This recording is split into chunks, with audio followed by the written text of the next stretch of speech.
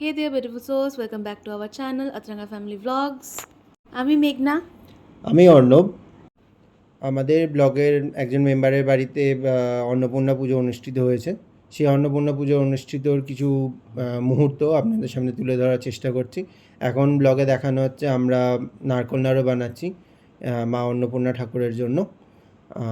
এরপরে ধীরে ধীরে আরও যেসব ছোটোখাটো কাজগুলো হচ্ছে এবং নানারকমভাবে যে প্ল্যানিংগুলো রয়েছে, যে ইভেন্টগুলো রয়েছে, যেমন তত্ত্ব সাজানো, এখানে দেখা যাচ্ছে সন্ধি পুজোর পদ্মফুল সাজাচ্ছে বাড়ির সবাই মিলে। তারপরে এখানে এখন এবার আমাকেও একটু বলতে দাও। হ্যাঁ হ্যাঁ বলো না। সন্ধি পুজোর জন্য এখানে 108টা পদ্ম ফোটানো হচ্ছিল।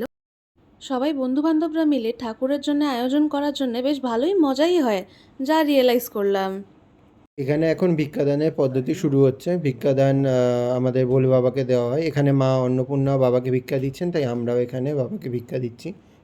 এরপরে আমাদের এখানে ভোগের প্রস্তুতি চলছে, মাকে ভোগ দেওয়া হবে। এখন আমাদের বলিদান পর্ব চলছে। এরপরে আস্তে আস্তে ওপরে ভোগ রান্নাও স্টার্ট হয়ে গেছে, মাকে ভোগ দেওয়া হবে এরপরেই, এই বলিদানের পরে। মায়ের খাড়াকে প্রণাম করে রাখা হলো, বলিদানের পর্ব এখানেই শেষ হলো। এখানে আমাদের আরেকজন গ্রুপের সদস্য বসে গেছে রান্না করতে। 56 ভোগের আয়োজন করা হয়েছিল, যেসব ভোগের জন্য আলাদা করে সবজিগুলো কেটে রাখা হয়েছিল, ভাজার জন্যে, তরকারি বানানোর জন্য, সব কিছুর জন্যে। এরপর শুরু হবে কুমারী পুজোর আয়োজন।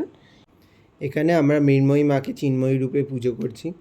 কী সুন্দর ছোট্ট বাচ্চা মেয়েটি কুমারী রূপে এখানে পূজিত হচ্ছেন আমরা দেখতে পাচ্ছি। চুপচাপ বসে আছেন বাচ্চাটি, আমাদের দিকে দেখছেন এবং কী করা হচ্ছে, ঠাকুরমাসিকে পুজো করছে, খুব মন দিয়ে বাচ্চাটি দেখছে এবং খুব আনন্দও পাচ্ছিল এবং চুপচাপ বসেও ছিল।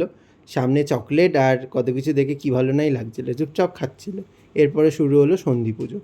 সন্ধি পুজো 108 পদ্মদান, যেগুলো আমরা আগেই ভিডিওতে দেখেছি, আমরা ছাড়াচ্ছিলাম। তারপরে হলো ভোগদান। এখানে আমরা দেখতে পাচ্ছি 56 ভোগে দেওয়া হয়েছে মাছ, নানা রকমের মিষ্টি, পায়েস, নানা রকমের তরকারি, নানা রকমের ভাজা, ভাত, খিচুড়ি, মাছের মাথা ইত্যাদি দিয়ে 56 ভোগ দেওয়া হয়েছে। এবার চলে এলো বিদায়বেলা, যেদিন আমাদের ঘরের মেয়ে মা উমা চললো কৈলাস পথে। খুব ভালো থেকো মা, আসছে বছর আবার হবে। এখানে সবাই বরণ করছে পরপর। এখানে 5 জন স্ত্রী মিলে মাকে 7 পাক ঘুরে বরণ করছে আমরা দেখতে পাচ্ছি। এক হাতে রয়েছে জল, এক হাতে রয়েছে বরণের ট্রে, এক হাতে রয়েছে আইহারি, এক হাতে রয়েছে শ্রী এবং শাঁখ। এখানে ঠাকুরকে প্রথমে জল, পান, কলা দিয়ে বরণ করা হচ্ছে। আস্তে আস্তে ধীরে ধীরে আমরা দেখব বরণ ডালা, তারপরে শ্রী, তারপরে হাঁড়ি দিয়েও বরণ করবার পর লাস্টে মায়ের মিষ্টি মুখ হবে এবং সিঁদুর দান হবে। সিঁদুর দানের পর মায়ের হাতে পান এবং মিষ্টি দিয়ে মাকে এবারের মতো বিদায় জানানো হবে। এটাই হলো সে বরণ ডালাটি, যেখানে সব আয়োজন করে মাকে বরণ করার জন্য সব তুলে রাখা আছে। এরপর চলে আসে মাকে মিষ্টিমুখ করানোর পালা, যেরকম আমরা দেখতেই পাচ্ছি।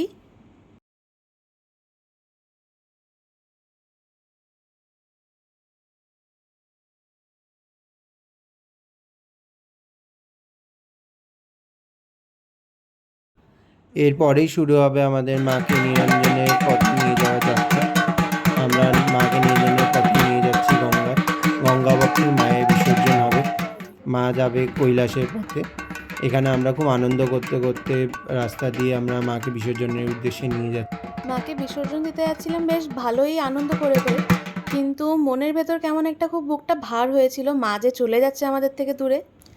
যাই হোক, বলো অন্নপূর্ণা মাই কি, আসছে বছর